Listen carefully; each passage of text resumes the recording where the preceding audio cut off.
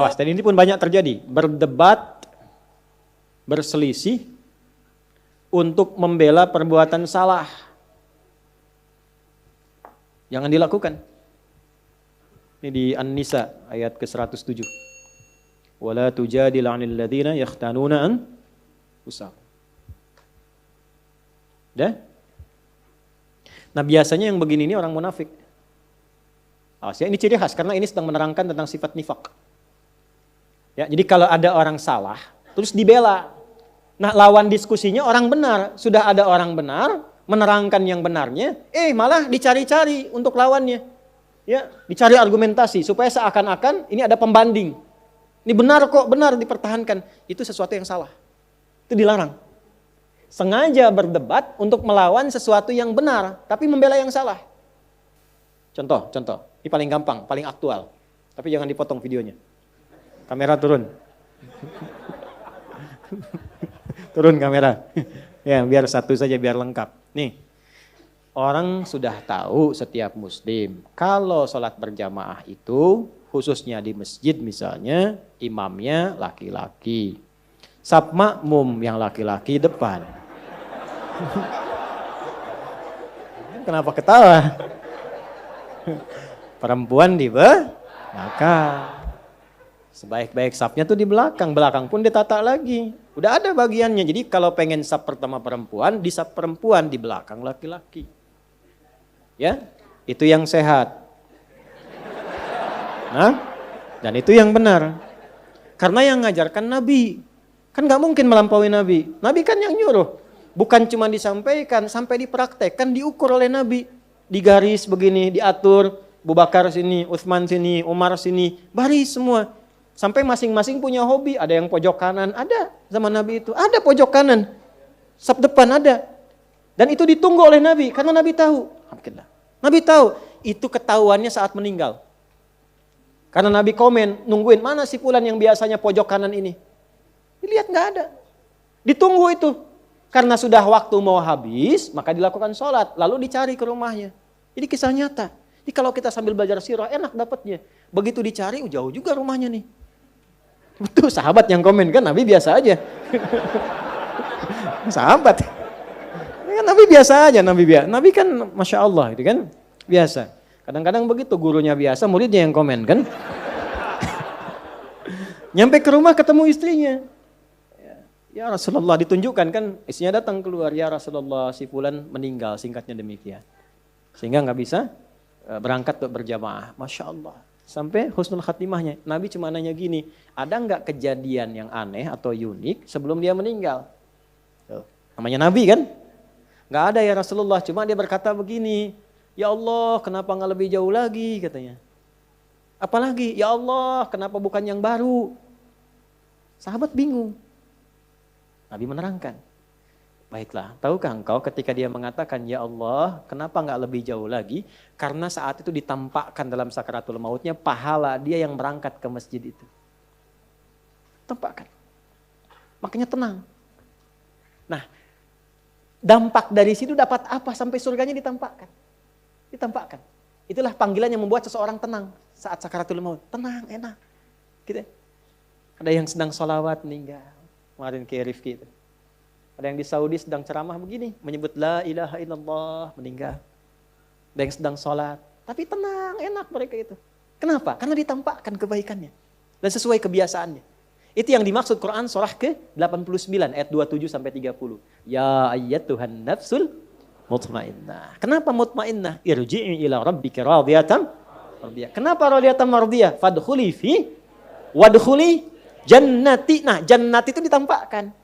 Sehingga dampak dari kegiatan kita itu ditampakkan hasilnya. Senang kita. Dalam senang itulah diambil nyawanya. Sehingga itu yang dimaksudkan lembut, tak terasa, enak pulang. Pulang tuh enak sebetulnya. Yang gak enak pulang tuh yang gak punya bekal. Kan kalau mudik enak kan? Yang gak enak mudik tuh yang gak punya bekal. Harusnya pulang itu enak. Tenang, pulang. Maka ditampakkan. Dan dia berkata dalam sakaratul maut, ya Allah kenapa gak lebih jauh lagi? Karena dia yakin kalau makin jauh makin banyak pahalanya. Antum datang ke sini yang dikira yang dekat saja. Lihatlah kita yang jauh-jauh. Kalau ikhlas karena Allah itu dinilai teman-teman. Nanti waktu membuktikan, ada saatnya nanti Allah tampakkan apa yang kita ingin dapatkan itu. Ada saatnya. Gak sia-sia. Ya. Lalu di perjalanan satu waktu, ada seorang sedang kedinginan di musim dingin. Nah beliau ini memakai pakaian double. Yang baru yang di dalam, yang luar itu yang lama. Dibuka yang lama yang luarnya, dipakaikan ke situ. Maka ditampakkan bagian pahala kebaikannya. Maka keluar di lisannya, ya Allah kenapa yang gak baru saja ya. Menyesali dirinya, padahal menyesal dalam kebaikan. Kenapa yang enggak yang baru saja? Keluar itu. Maka itu tanda dari husnul khatimah.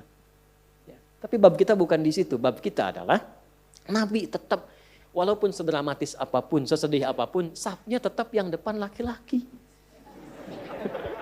Laki-laki semua. Nah perempuan di belakang.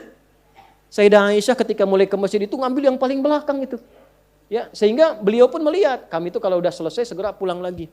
Ya, untuk menjaga kehusyuan, menjaga kebaikan supaya tidak ikhtilat, bercampur dan pasti akan berpengaruh. Makanya di awal-awal waktu saat baru-baru masuk Islam, saat ada perintah sholat, itu perempuan dilarang ya mendekat kepada laki-laki yang sedang sholat, apalagi lewat depan. Bisa dianggap batal. Kenapa? Karena sedang melatih syahwat di awal-awal masuk Islam. Ya, saking dipisahkannya supaya baik. Dan jangan dikira kalau ke belakang itu menunjukkan status perempuan rendah. Tidak, jangan ngarang sendiri. Tidak, bukan itu maksudnya. Ayo rekam tuh. Jangan dipotong ya. Bukan. Justru ketika mematuhi Allah tinggi statusnya. Jadi yang dilihat itu bukan safnya, kepatuhannya terhadap Allah dan Rasulnya. Begitu patuh status naik. Nah patuh itu feedbacknya apa untuk kebaikannya. Supaya ini khusyuk, sana khusyuk, nilainya sama. Justru kalau ibu maju ke sini maksa, nilainya jadi salah. Yang tadi benar, jadi begitu maju safnya, ya bahkan bersandingan, nih laki-laki, nih perempuan, laki-laki, perempuan. Imam laki-laki, kadang perempuan, laki-laki, perempuan. Soalnya kan? Ganti-ganti, jadi nggak jelas. Akhirnya apa yang terjadi? Satu menyalahi aturan. Yang kedua menyalahi hikmah. Kalau sudah menyalahi aturan dan hikmah, pasti kontroversi. Kalau sudah kontroversi pasti ada perdebatan. Kalau sudah ada perdebatan tinggal dilihat masuk babnya mana. Nah biasanya kalau sudah salah Allah kirim orang baik untuk meluruskan dengan cara yang baik. Ini berdasarkan ketentuan Nabi. Sepanjang kita muslim maka ini aturan bagi orang Islam. Sapnya begini, ininya begini. Tiba-tiba gak ada angin, gak ada hujan, gak ada petir. Datang lagi sosok lain membela misalnya. Ini demi kesetaraan. Ada bab lain. Bab dari mana Johan?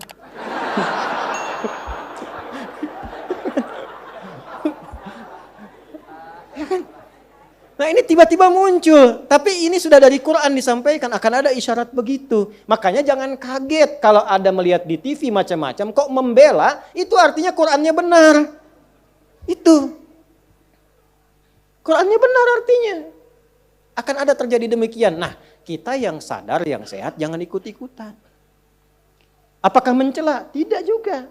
Kalau ada yang demikian minimal kita doakan. Kalau punya kemampuan diluruskan sesuai dengan kewenangan yang Allah tetapkan. Ulama luruskan dengan ilmu.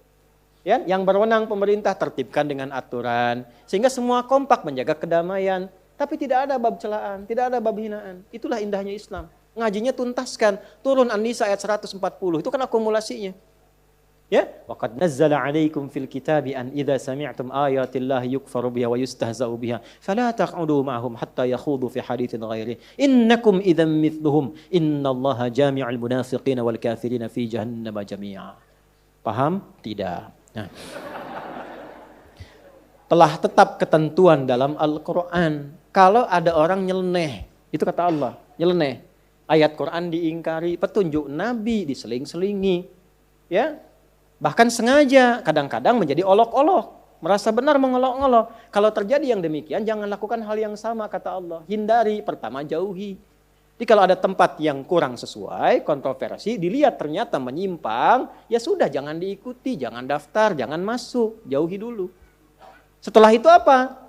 Ya, bahasa Qurannya indah supaya kamu nggak terpengaruh. Dan kalaupun ada perdebatan yang seperti tadi, tinggalkan, jangan disimak. Dengar yang baik-baiknya. Yang kontranya itu nggak usah disimak, buang-buang waktu. Akhirnya apa? Bikin sebal, malah keluarlah kata-kata yang kotor. Keluar itu. Apa kata Qurannya? Innakum idzam mithluhum. Kalau Anda juga mencela, ya sama aja Anda dengan mereka. Sama-sama tercela. Dan Islam tidak mengajarkan itu. Kita itu risalahnya kebaikan. Sekalipun mau lurus, dengan meluruskan dengan cara yang baik. Bukan dengan celaan. Seburuk-buruknya orang, kalau masih hidup tuh punya peluang untuk jadi baik. Allah memberi peluang, kenapa Anda yang bukan Tuhan menghambatnya? Maka minimal kita doakan. Minta kebaikan. Siapa tahu kan orang tumbuh itu dari lahir, dari tumbuh, sudah mendapati informasi itu. Ya kan? Yang bisa merubah itu doa kita, mohon kepada Allah. Allah yang berwenang untuk merubahnya. Jelas? Nah, adapun orang ini yang sengaja untuk berdebat, sengaja mempertahankan, kalau dia tidak tobat, maka dikelompokkan oleh Al-Quran ke dalam golongan munafik. Jadi orang munafik itu ciri khasnya senang-senang mendebat yang benar-benar. Membawa sesuatu yang penting kontroversi saja. Gitu. Kalau dia mengaku muslim, maka yang seperti itu pun kita hindari. Jelas sampai sini? Jadi nggak usah repot-repot direspon. Respon lagi, sehingga banyak status jadi nggak berkembang. Ujungnya apa? Cuman perdebatan, nggak ada isinya. Paham?